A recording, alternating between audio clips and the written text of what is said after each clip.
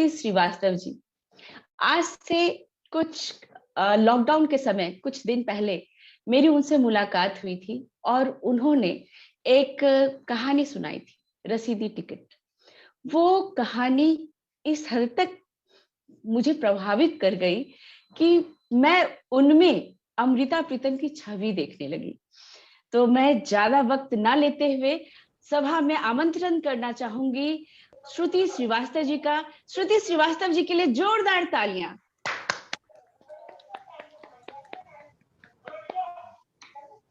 सबसे पहले बहुत बहुत धन्यवाद नीलू जी, इतना खूबसूरत जो मेरा आप इंट्रोडक्शन करती हैं। अगर हमारे शौहर साहब ये सुन लें तो कुछ सीख जाएं तो बहुत अच्छा होगा और मेरा भी वैलेंटाइंस डे जैसा मन जाएगा। बहुत बहुत शुक्रिया। और दूसरी जो बात मैं यहाँ पे उपस्थित सभी लोगों से बोलना चाहती हूँ वो ये कि आप सभी को, चाहे किसी ने वैलेंटाइंस डे विश किया हो या ना किया हो, मैं आपकी फोन या लैपटॉप की स्क्रीन से आपको सबको एक वैलेंटाइंस डे की एक हार्दिक शुभकामना देना चाहती हूँ। और ये भी बोलना चाहती हूँ कि आप भी आईने के सामने खड़े होके खुद को ये बात जरूर बोलें कि तुम या आप बहुत ही खूबसूरत शख्स हैं और आप खुद से बहुत प्यार करते हैं। बताइए, आप बोलेंगे कि नहीं बोलेंगे? कोई भी एक दो अगर आवाज मुझे मिलेगी तो मुझे बहुत अच्छा लगेगा। कहेंगे मैम, जरूर कहेंगे। बिल्कुल बिल्कुल जरूर कहेंगे। बहुत बिल्कुल। तो बहुत बहुत शुक्रिया, धन्यवाद। तो अब मैं ज्यादा वक्त ना लेते हुए आगे बढ़ती हूँ कि आज की कोई थीम हो या ना हो, लेकिन प्रेम हर जगह की थीम हो सकती है, क्योंकि प्रेम एक ऐसी नैया है जिसमें गोते सभी लगाना चाहते हैं, चाहे सक्सेसफुल या सफल हो चाहे ना हो, कोई फर्क नहीं पड़ता, गोते सबने लगाने हैं। और ये आप जरा सा बाहर आज निकलेंगे, किसी रेस्तोरेंट में जाएंगे, पार्क में जाएंगे, तो आपको ये मुझे बताने की या इंगित करने की जरूरत बिल्कुल नहीं है। तो आगे बढ़ते हुए जो हमारी इस सभा में अगली जो चीज आने वाली है उसी से संबंध रखती हुई मैं आप सबको एक छोटी सी स्टोरी सुनाना चाहती हूँ, यहाँ पे कहानी सुनाना चाहती हूँ, जो कि कहानी है अमृता प्रीतम जी की। मुझे इल्म नहीं कि कितने लोगों ने यहाँ पे उनका नाम सुना है कि नहीं सुना है। क्या आप लोगों को मेरी आवाज साफ आ रही है? हाँ जी, शुक्रिया। मुझे अंदाजा नहीं कि कितने लोगों ने उनका नाम सुना है कि नहीं सुना है, लेकिन इसके बाद मैं आपसे एक वादा करती हूँ कि आप उनका नाम नहीं भूलेंगे। जी हाँ, अमृता प्रीतम जो है, आज के जमाने में लिव इन रिलेशनशिप्स को कितने लोग जानते हैं? मैं ये नहीं बोल रही हूँ कि मानते हैं, लेकिन जानते हैं। हाथ उठाएंगे या हाँ या ना बोलेंगे? जानते हैं। क्या बात है, बिल्कुल बिल्कुल। जी हाँ, तो अगर आप लोगों को लगता है कि लिव इन रिलेशनशिप यानी कि साथ में रहने का जो सिलसिला है जो लोगों ने अभी शुरू किया है, तो आपको गलत लगता है। और आपको ये जानकर आश्चर्य होगा कि अमृता प्रीतम जी ने उस जमाने से मेरा मतलब है 1960 में उन्होंने ये प्रथा पहली बार शुरू करी थी। और आप समझ सकते हैं कि एक औरत के लिए कितना मुश्किल रहा होगा उस समय कि एक सामाजिक बेड़ी को पार करते हुए अपने आप को एक नए सांचे में ढालना और वैसा एक चलन सेट कर देना हम सब के लिए आगे बढ़ने के लिए। यूं तो बात अलग है कि 60 साल बाद हम समझ पाए हैं कि उसका मतलब क्या होता है। क्या हर चीज को, हर रिश्ते को क्या एक नाम देना या एक डोर में बांधने की जरूरत होती है? क्योंकि प्रेम तो एहसास है। प्रेम के लिए कोई कागज के कॉन्ट्रैक्ट्स या फिर गले में काले मोतियों का धागा या मांग में कोई सिंदूर या कोई नाम परिभाषा देने की कोई जरूरत नहीं होती है, क्योंकि प्रेम तो प्रेम होता है। उसी तरीके से आगे बढ़ते हुए कोई कुछ कह रहा है? जी नहीं। अच्छा, तो उसी तरीके से आगे बढ़ते हुए यहाँ पे जो दो लोग आने वाले हैं जो कि ये प्रेम की परिभाषा को आपके सामने जीवंत रूप से दिखाएंगे और बताएंगे, और आपको भी कहीं ना कहीं गुदगुदा जाएंगे और आपको यह एहसास दिलाएंगे कि अगर आप प्रेम में नहीं हैं तो प्रेम में क्यों नहीं है, और अगर हैं तो उस प्रेम को कैसे आप जाहिर करेंगे अपने प्रेमी से या प्रेमिका से। और वो प्रेमी या प्रेमिका जरूरी नहीं कि कोई दूसरा शख्स हो। वो प्रेम आपके कलम के लिए हो सकता है, वो प्रेम आपके काम के लिए हो सकता है, आपके खुद के लिए हो सकता है, आपकी कला के लिए हो सकता है। तो आज के डेट में, आज के टाइम में मैं आप सबसे एक छोटा सा वायदा लेना चाहती हूँ कि प्रेम आप किसी व्यक्ति विशेष में ना ढूंढते हुए किसी संज्ञा में ना ढूंढते हुए हर एक जगह अपने चारों ओर आप देखिएगा, और ये निश्चय निश्चित है कि आपको कहीं ना कहीं प्रेम जरूर मिलेगा। आगे बढ़ते हुए मैं आपको बताती हूँ कि अमृता प्रीतम की एक परिभाषा छोटी सी ये है कि अगर कोई शख्स, औरत या आदमी अपने आप को प्रेम में डूबा हुआ देखना चाहेगा तो वो शायद अपने आप को अमृता प्रीतम जैसा महसूस करेगा। एक महिला जो सिर्फ प्रेम करना जानती थी, सिर्फ प्रेम में डूबी हुई थी। इसी तरीके से आगे बढ़ते हैं। एक ऐसा यहाँ पे छंद या एक छोटा सा नाटक, उसका प्रदर्शन करेंगे हमारे दो महान, जिसको बोलते हैं वक्ता, स्पीकर, टोस्ट मास्टर, जिनको की इंट्रोडक्शन की जरूरत तो नहीं है, लेकिन मैं आप लोगों को ये बताना चाहती हूँ कि ये दोनों ही बहुत ही हुनरमंद, जिसको बोलते हैं जिसको हिंदी में कहते हैं ना, एकदम धुरंधर टोस्ट मास्टर्स हैं अपने जमाने के और आज के जमाने के, और इनका जमाना हमेशा रहेगा, यकीन मानिए। और ये लोग आपके लिए प्रेम का एक जीवंत नाटक नहीं, प्रेम करके दिखाएंगे आपको कि कैसे प्रेम होता है और उसको जाहिर कैसे करते हैं। और ये अमृता प्रीतम और साहिर लुधियानवी साहब के जो खत हैं उनको आपको पढ़ के सुनाएंगे। और अगर आप नहीं जानते हैं तो एक नाटक हुआ था बहुत पहले, जो थिएटर, पृथ्वी थिएटर में सबसे पहले हुआ था। निर्देशक थे फिरोज खान साहब, उन्होंने पहली बार इस नाटक को निर्देशित किया था। और इस नाटक में अमृता प्रीतम और साहिर लुधियानवी, जी हाँ, जिन्होंने गाने बनाए हैं कभी कभी मेरे दिल में ख्याल आता है। नवीन जी याद रखिएगा, ये गाना गाना पड़ेगा आपको। तो अब हम यहाँ पे बुलाना चाहते हैं दो बड़े बड़े दिग्गजों का। अपने स्क्रीन को अनम्यूट करके जोरदार तालियों की गड़गड़ाहट से अपने आसपास की जो वातावरण है उसको भर दें। और मैं यहाँ बुलाना चाहती हूँ टोस्ट मास्टर नीलू शर्मा जी को और टोस्ट मास्टर नवीन परवाल जी को, जो यहाँ पे आपको प्रेम की नई परिभाषा दिखाएंगे और जीवंत रूप से दिखाएंगे। आपको ये स्टेज मैं सौंप देती हूँ नीलू जी और नवीन जी, अब आपका है, यहाँ पे प्रेम बरसाएं। बहुत बहुत धन्यवाद। अच्छा, पहले मैं चाहूंगा कि वो स्पॉटलाइट हो जाए हम दोनों। आपने स्पॉटलाइट कर दिया उमाशंकर जी? जी सर, कर दिया। ठीक है, तुम शुरू करें। कर सकते। डियर अमृता, परियों की शहजादी वाली किताब हमने आपको इसलिए भेजी थी कि आप हमारे घर आई थी, तब आप बिल्कुल परियों की शहजादी जैसी लग रही थी। अम्मा कहती हैं हम परियों की शहजादी की तरह बिल्कुल नहीं लगते, इसलिए हम समझ चुके हैं आप बहुत झूठ बोलते हैं। अब हम आपके किसी खत का जवाब नहीं देंगे, ना लिखेंगे। किताब में शहजादी की तस्वीर हमें बहुत अच्छी लगी, शुक्रिया। प्यारी अमृता, आपकी हैंडराइटिंग बहुत ही अच्छी है। अब मैं भी अच्छा लिखने की कोशिश करूंगा। पापा का कहना है हमारी हैंडराइटिंग बहुत खराब है, आपने फिर झूठ बोला। देखो तो मेरी लिखावट आपको कैसी लगती है? आपके नाम पर मैंने जो फूल बनाया है वो कैसा है? ये कोई फूल है? बुद्धू। हैप्पी दिवाली। हैप्पी दिवाली। ये कार्ड हमने खुद बनाया है। तस्वीर में बच्चे के हाथ में पट्टी बंधी है क्योंकि वो अपनी ही फुलझड़ी में जल गया है। दिवाली मिलने जरूर आना, तुम मुझे बहुत अच्छे लगते हो। तुम्हारी अमृता। मेरा कोई इरादा नहीं था तुम्हें हक करने का, मगर तुम इतनी अच्छी लग रही थी कि अगर तुम बुरा मान गई हो तो SORRY। तुम्हें हक करना आता ही कहाँ है? एक तस्वीर भेज रहे हैं, राज कपूर नरगिस को प्यार कर रहा है। ये हमने खुद बनाई है, तुम्हें मेरी कसम अगर किसी को दिखाई तो। मैंने भी एक तस्वीर बनाई है तुम्हारी, कैसी है? ये मैं हूं, तुम जिंदगी भर आर्टिस्ट नहीं बन सकते। मेरी प्यारी अमृता, कभी हम भी तुम भी थे आशना। तुम्हें याद हो ना याद हो, मैं जानता हूं तुम मुझसे नाराज हो।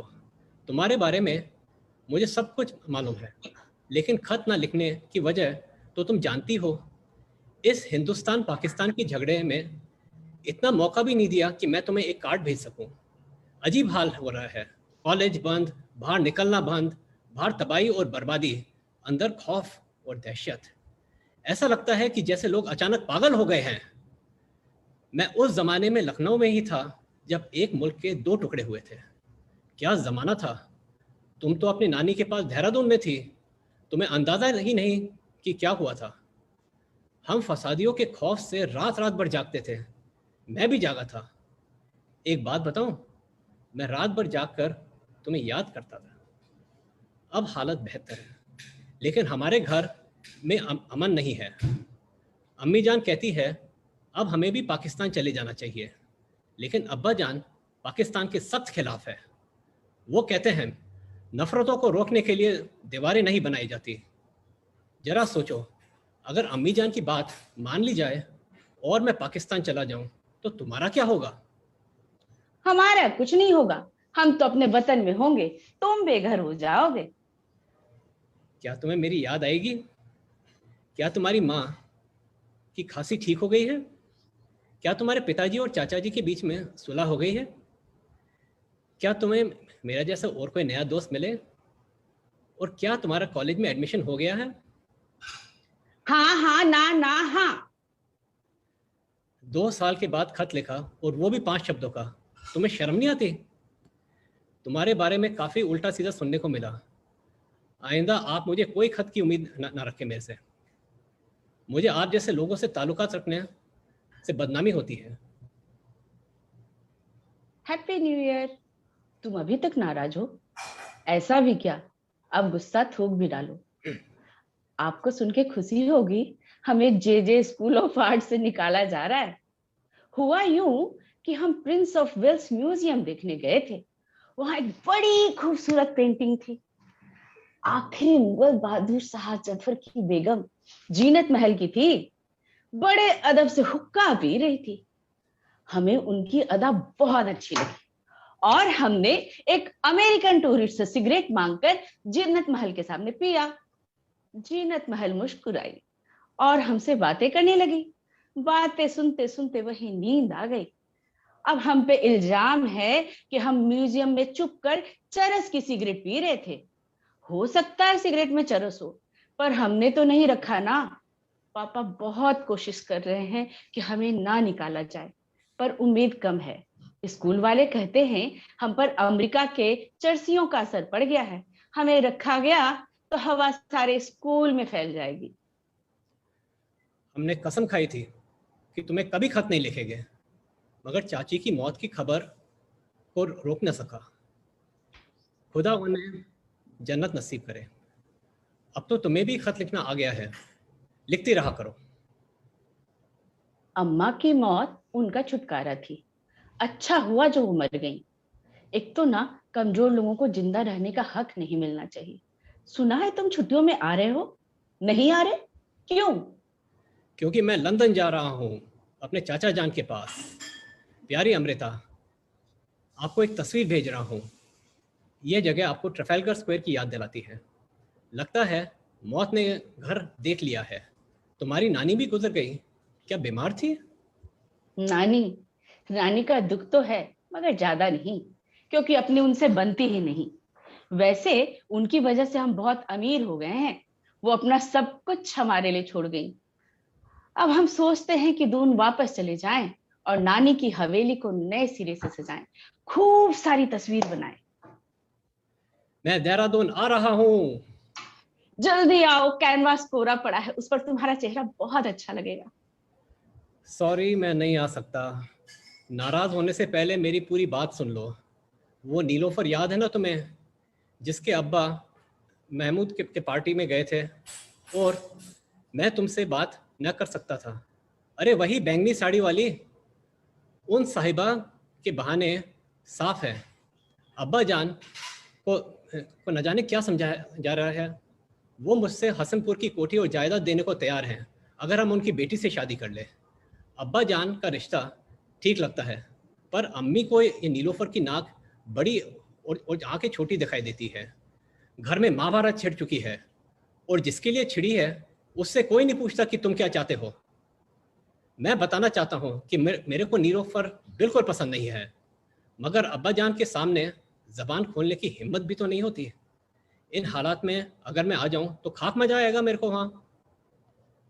जहन्नुम में जाओ तुम, तुम्हारे अब्बा, अम्मा और वो नीलोफर। खुदा जाने तुम कब जवान होगे और अपने फैसले खुद करोगे। मैं नीलोफर की जाल से आज़ाद हो गया, इसलिए 15 अगस्त को देहरादून पहुंच रहा हूं। आज़ादी आज़ादी आज़ादी। आदाब जुल्फी। अगर नहीं पहुंचे ना तो तुमसे बड़ा जलील कोई ना होगा। हमने तुम्हारे लिए जो कमरा सजाया है उसकी खिड़कियां मसूरी की तरफ खुलती हैं।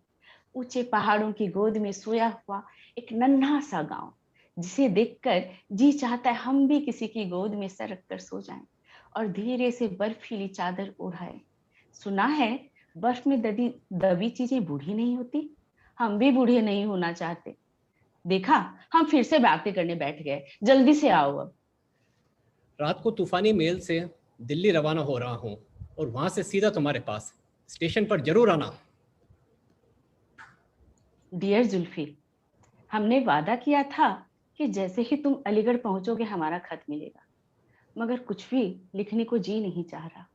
एक अजीब सी थकान है जो हमारे अंदर उतर रही है। फिर भी तुम्हारे आने का और 3 दिन साथ रहने का बहुत बहुत शुक्रिया। अमृता, तुम्हारे साथ बिताए हुए ये 3 दिन हमारी जिंदगी के सबसे खूबसूरत 3 दिन हैं, हमेशा याद रहने वाले दिन। मगर मुझे इतना ये एहसास हुआ कि इन लम्हों में जो हमने साथ गुजारे थे कुछ कमी सी रह गई थी। हम साथ जरूर थे पर मगर पास नहीं थे। मैं कुछ और देखना चाहता था और तुम कुछ और ढूंढ रही थी। मैंने जब भी तुम्हारे तरफ देखा तो मुझे ऐसे लगा जैसे तुम्हारी निगाहें मेरी अंदर गुजर कर किसी और को तलाश कर रही है जो मेरे पीछे है। पर तुम किसी दूर मसूरी की पहाड़ियों पर डूबते सूरज में वादियों की गहराई में पता नहीं किसे ढूंढ रही थी। और मुझे ऐसा लग रहा था कि मैं पहले बार मिल रहा हूँ तुम्हें। तुम्हें परेशानी की है कोई या की कोई वजह तो नहीं है? सारी मुसीबत की जड़ ये खत है। ये लंबे लंबे जज्बाती खत जो हम बरसों से एक दूसरे को लिखते जा रहे हैं, ये हमारी बीमारी है। हम उस जुल्फी को बहुत अच्छी तरह जानते हैं जो खतों में हमें मिलता था, पर उस जुल्फी को नहीं जानते जो देहरादून आया था और हमारे पास ठहरा था। इसलिए तुम्हारे पीछे देख रहे थे, उस जुल्फी को ढूंढ रहे थे जो वहां नहीं था। हम ये नहीं कह रहे कि तुमसे मिलकर मुझे अच्छा नहीं लगा, बहुत अच्छा लगा।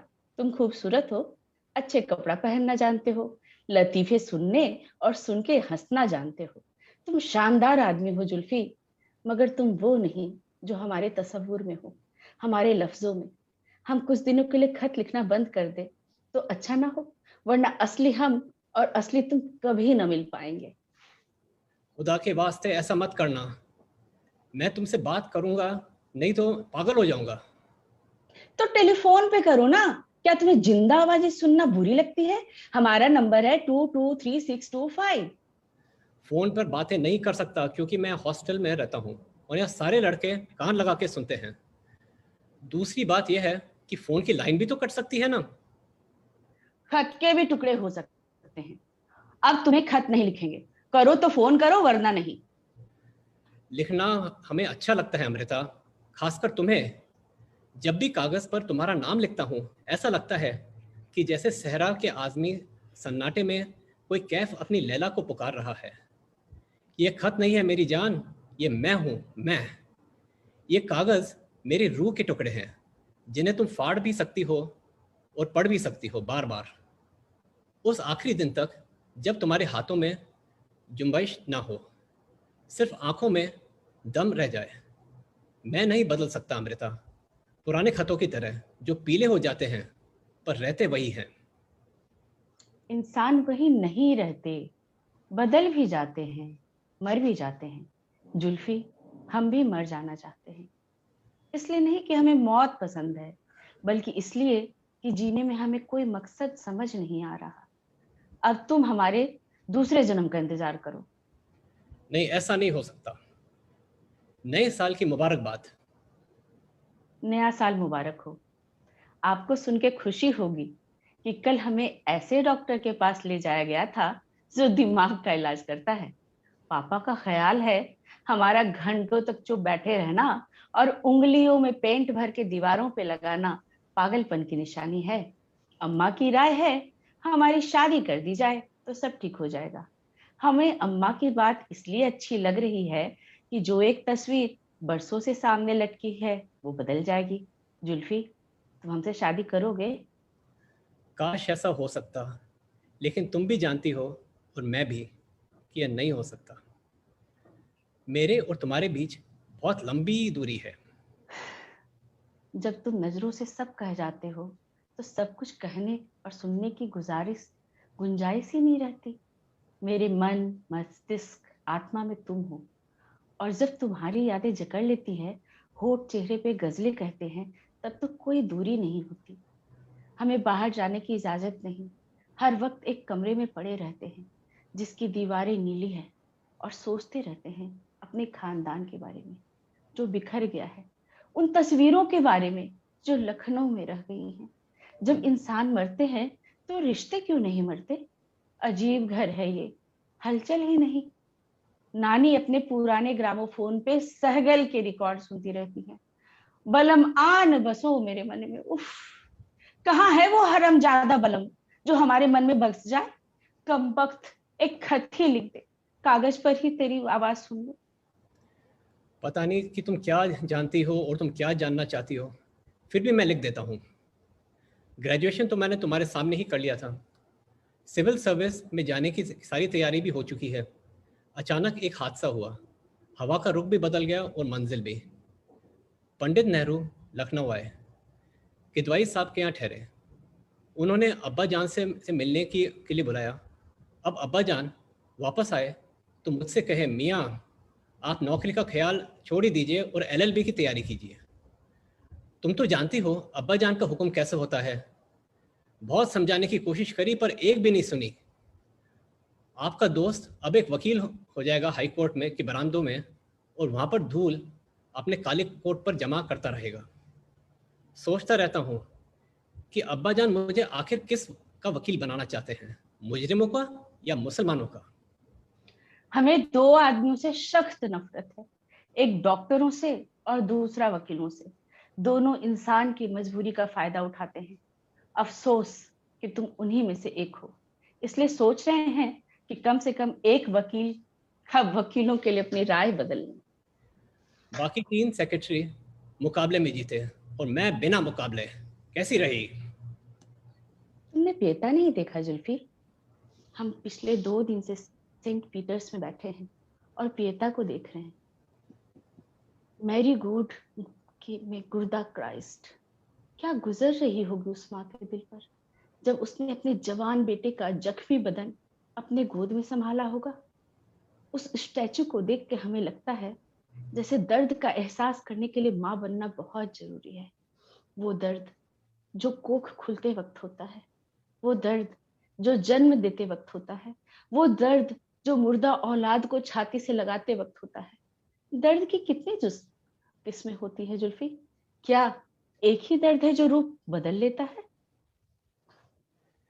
साल भर होने को आया और तुम्हारी कोई खबर ही नहीं है। तुमने अपनी शादी में भी नहीं बुलाया। अच्छा, तुमने बताया नहीं एंडी कैसा है? वह तुम्हारा ख्याल रखता तो है ना? अब खत लिखो वरना मैं आता हूँ। हम ठीक हैं जुल्फी, खैरियत से हैं, अच्छे हैं। नहीं, ये सब झूठ है। हम ठीक नहीं हैं जुल्फी, हम बीमार हैं। डॉक्टर कहता है हम शराब बहुत पीते हैं, उन्हें छोड़ दें। कैसे छोड़ दें? सब तो छूट चुका है, अपना घर, अपना वतन, एंडी, पेंटिंग। हाँ, एंडी हमें छोड़कर जा चुका है और पेंटिंग हमने छोड़ दी है।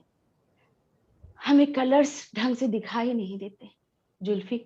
जिस दिन हमने रेड की जगह ब्लैक सनसेट पेंट कर दिया था, उसी दिन के बाद हमें ब्रश से डर लगने लगा है।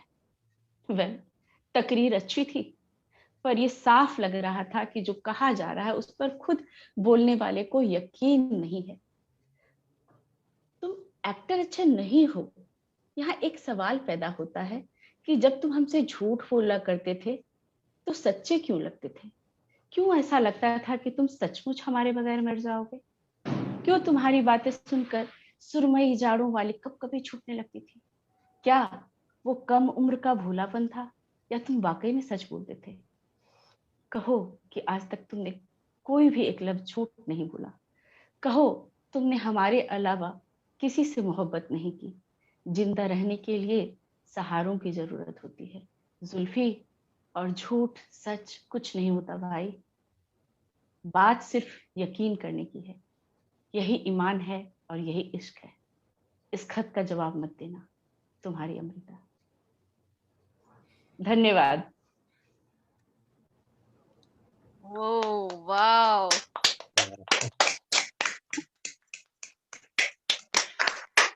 बहुत सुंदर, लाजवाब, लाजवाब। Thank you. Superb, superb.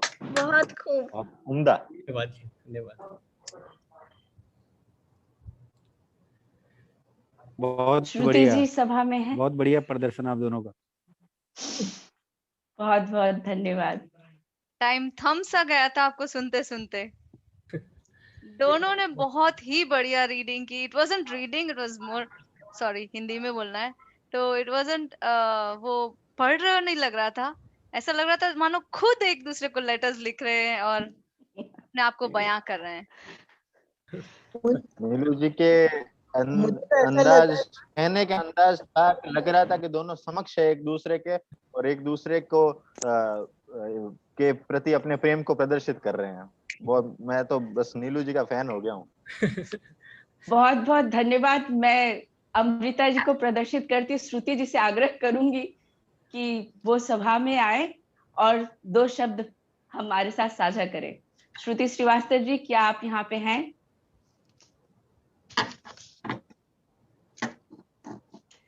शायद उन तक हमारी आवाज नहीं जा रही है।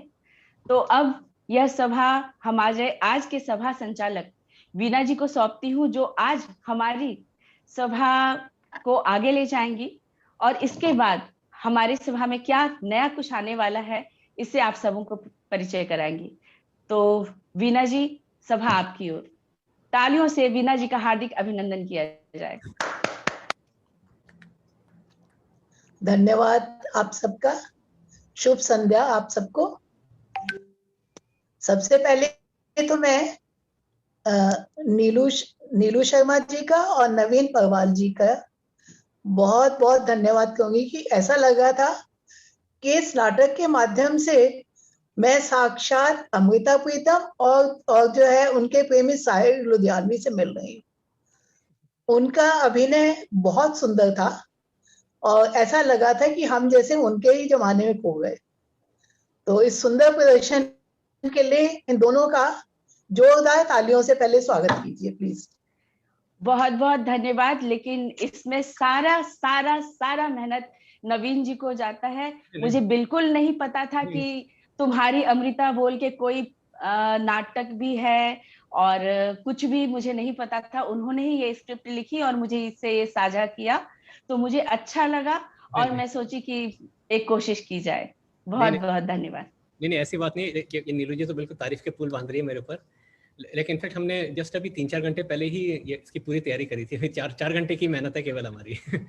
और ये सब नीलू जी के कारण ही हुआ है, क्योंकि लाइक उनका जो उच्चारण है, जो उन्होंने गाइडेंस दिया मेरे को, उसी के कारण ही ये सब संभव हो पाया, वरना ये संभव ही नहीं था।